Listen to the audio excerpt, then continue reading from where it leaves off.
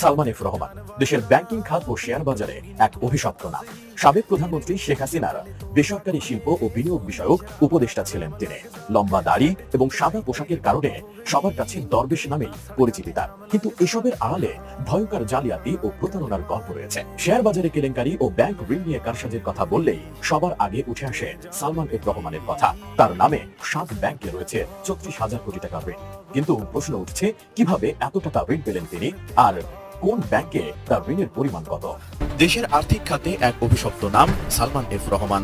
গণ অভ্যুত্থানের মুখে ক্ষমতাচ্যুত প্রধানমন্ত্রী শেখ হাসিনার বেসরকারি শিল্প ও বিনিয়োগ বিষয়ক উপদেষ্টা ছিলেন তিনি। দরবেশ খ্যাত এই মানুষটির নামে গত 15 বছরে আর্থিক খাতে নজিরবিহীন দুর্নীতি, লুটপাট, জালিয়াতি ও টাকা পাচারের অভিযোগ রয়েছে। ব্যাংক থেকে ঋণ নিয়ে ফেরত না দেওয়ার পাশাপাশি রপ্তানি করে দেশে টাকা না আনার অভিযোগও রয়েছে তার মালিকানাধীন বেক্সিমকো গ্রুপের বিরুদ্ধে।